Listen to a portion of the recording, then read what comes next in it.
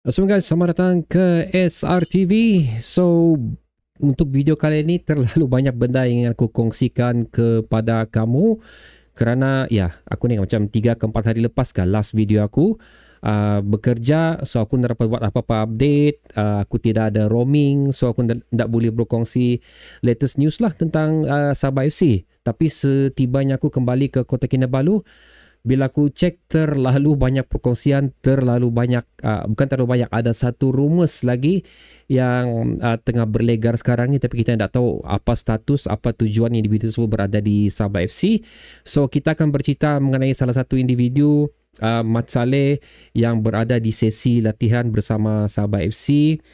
Kita tak tahu, dia ni bukan player tapi macam mungkin coach, mungkin dia datang cuma untuk membantu untuk pre-season, lebih kurang macam tu. Kita bercerita juga keberadaan Daniel Ting sudah di sesi latihan. Alhamdulillah, itu benda yang memang sangat-sangat aku tunggu kerana seperti mana aku katakan, aku ada plan untuk buat formation Sabah FC, pemain Sabah FC yang kemungkinan berada di atas padang, apa jenis formation yang mungkin digunakan. Tapi aku menunggu sehingga final piece tu lah, tu Daniel Ting berada dalam sesi latihan, baru boleh aku keluarkan video tersebut.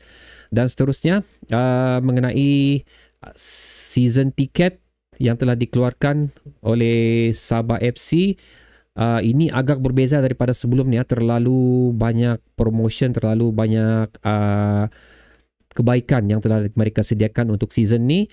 Dan seterusnya adalah official partner Sabah FC, orang yang akan sponsor baju Sabah FC bagi saingan 2025-2026. So brace yourself, kemungkinan video ni agak panjang, aku minta maaf kalau panjang. Jadi kamu sediakan kopi terlebih dahulu. Kamu tidak perlu melihat muka aku untuk mendengar info ni. Kamu boleh pakai earphone saja sambil buat kerja-kerja kamu lah. Pasal basically aku tidak akan berkongsi sebarang gambar, aku hanya akan bercerita. So kamu kalau tidak melihat video ni, kamu tidak akan miss apa-apa. Kamu boleh dengar, anggap macam podcast lah, lebih kurang macam tu.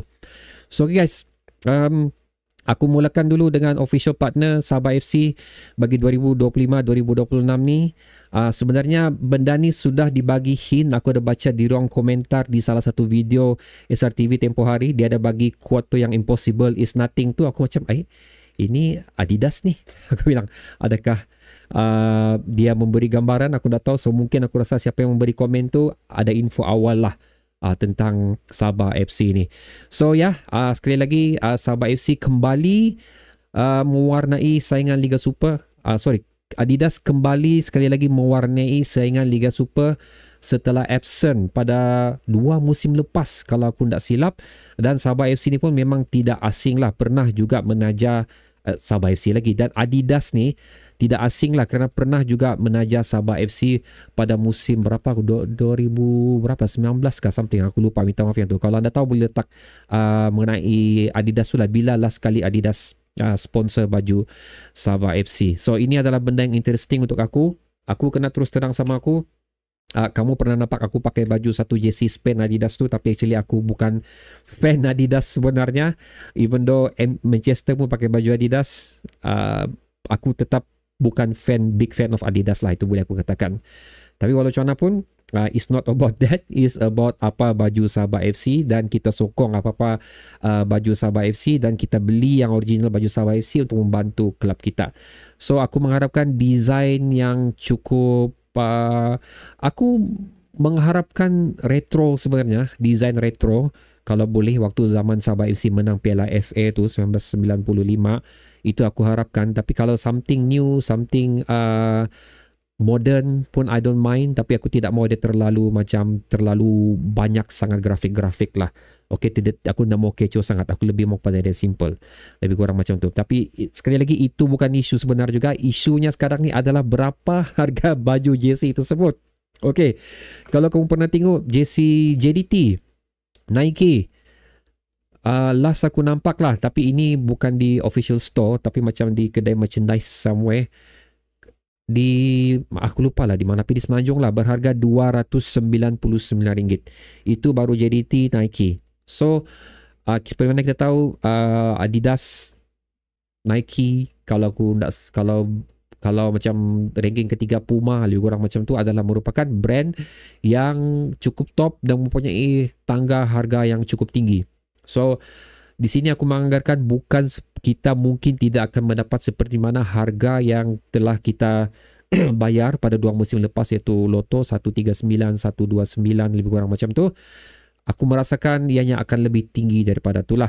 So ini adakah ianya, tapi again ini ramalan sahajalah, adakah ianya bakal memberi beban kepada penyokong Sabah FC untuk membeli baju tersebut? So itu anda yang sendiri boleh jawab, tapi aku ingatkan kepada anda semua, harga yang aku sebut tadi itu adalah player edition. Okay, so aku yakin akan dikeluarkan juga fan edition yang jauh lebih murah daripada harga player edition. So ini bilang orang tepuk dada, tanya wallet lah, lebih kurang macam tu. So belanja sebaik-baiknya, belanja semampu yang mungkin agar tidak menjadi beban kepada anda. Bagi aku yang penting di sini kita mempunyai jersey Sabah lah, kita memiliki jersey Sabah yang original bagi season 2025-2026 ni. So itu adalah perkongsian pertama dan pandangan aku serta apa yang aku harapkan lah untuk jersey Sabah tu. Dan seterusnya adalah mengenai, ini pun menarik juga, iaitu season pass untuk Sabah FC 2025-2026, di mana pada dulunya kalau aku tidak silap ada beberapa dua saja lebih kurang macam tu, tapi ini ada banyak dia orang offer. So season package ni yang aku sini dia ada, aku mulakan dulu dengan grandstand, bukan VIP ini bukan VIP, grandstand RM340 dan untuk all fortress RM170. So sepanjang pencarian aku scoreboard tidak ada, cuma ada dua ni siap. Dia reserve seating for Sabah FC home match untuk Liga Super, Piala Malaysia dan juga Piala FA.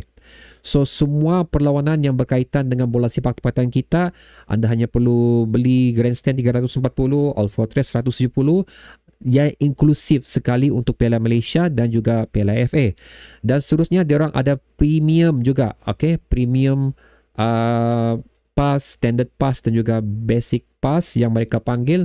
Aku mulakan dulu dengan Rhino Basic RM250, di mana ini disertakan sekali dengan merchandise, ada merchandise box. So dalam dia ada macam beberapa benda lah, stiker, keychain, benda macam tu, dan anda juga akan mendapat sebanyak 10% seasonal discount for Sabah FC merchandise sekiranya anda ingin membeli merchandise lain daripada Sabah FC yang tidak terdapat dalam kotak tersebut. Seterusnya adalah ini yang tangga kedua, so tadi tangga ketiga, Rhinos Standard.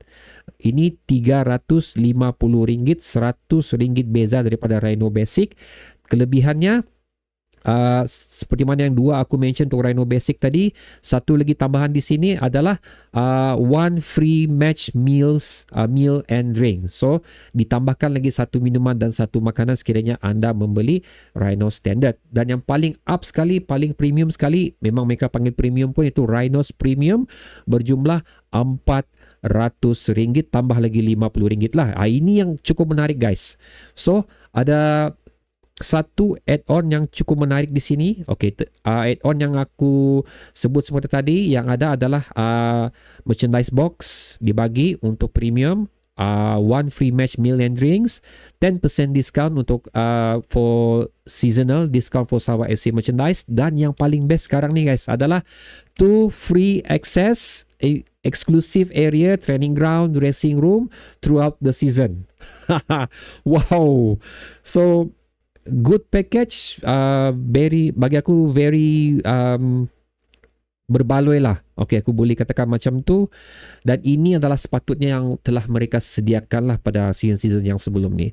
Pasal bagi aku apa yang paling penting di sini, selain daripada hadir ke stadium untuk menyaksikan perlawanan, kita menyokong klub ni pasal kita rasa kita punya klub ni bah.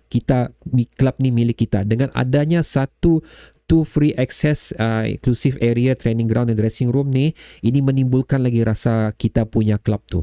So a good decision daripada manajemen Sabah FC untuk memperkenalkan beberapa tangga harga bayaran untuk seasonal pass ni, dan aku pujilah apa yang mereka berikan ni. So aku tengah memikir mana satu aku mau dapatkan ni, pasal mau beli baju lagi, kemungkinan besar baju mahal lagi. Okay, so itu dia lah. Dan seterusnya adalah mengenai kehadiran Daniel Ting dalam skuad Sabah FC ni. So aku rasa lengkap sudah, especially di bahagian belakang Sabah FC.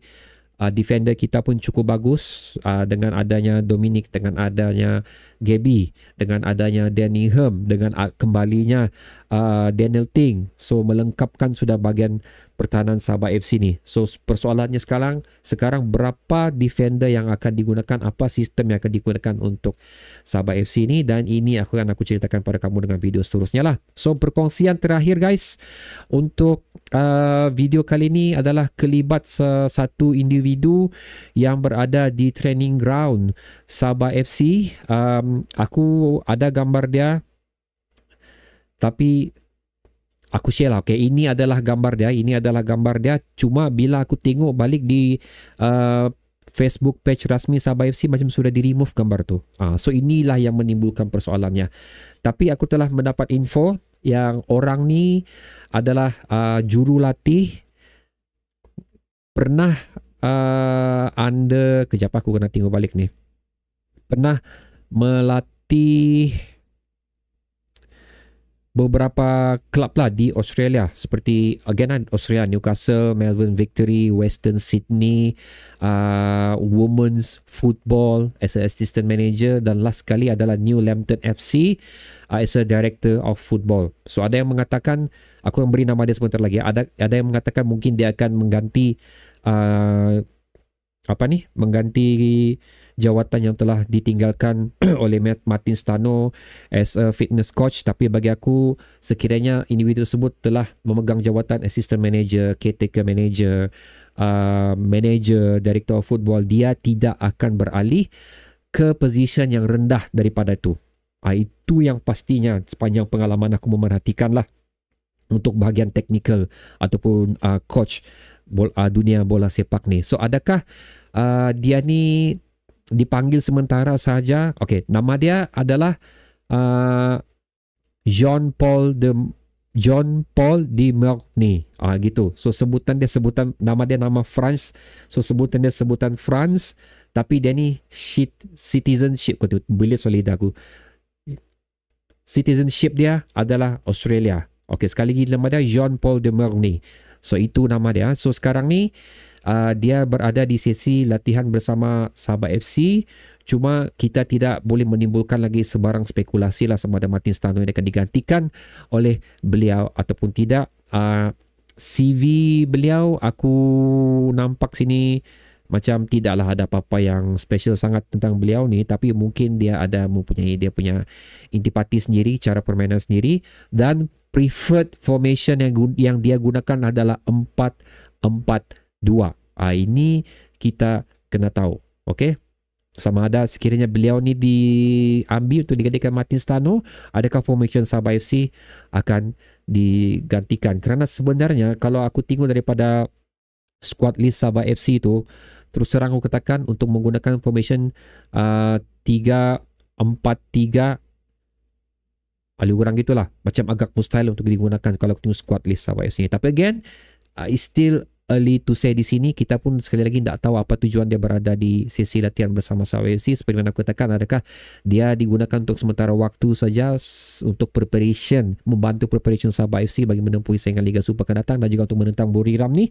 Itu sebenarnya akan menjadi persoalan. Oh ya, speaking of menentang Buriram ni, baju official Sabah FC Adidas ni akan digunakan nanti, akan diperkenalkan mungkin juga. So first match baju baru kita ni ialah sewaktu menentang Buriram United nanti untuk perlawanan yang telah aku share dengan kamu pada video sebelum ni lah. So itu adalah latest update terkini untuk Sabah FC. Video ni lama sudah, aku minta maaf pasal I have to cram everything dalam satu video, pasal kalau aku pecahkan semua video ni takut nanti lambat aku kongsikan kepada kamu. So bagaimana pendapat anda tentang beberapa perkongsian yang telah aku berikan sebentar tadi tu? Adakah anda gembira? Adakah anda berpuas hati? Sila tekan di ruang komentar di bawah. Bertemu lagi di video seterusnya guys. Assalamualaikum.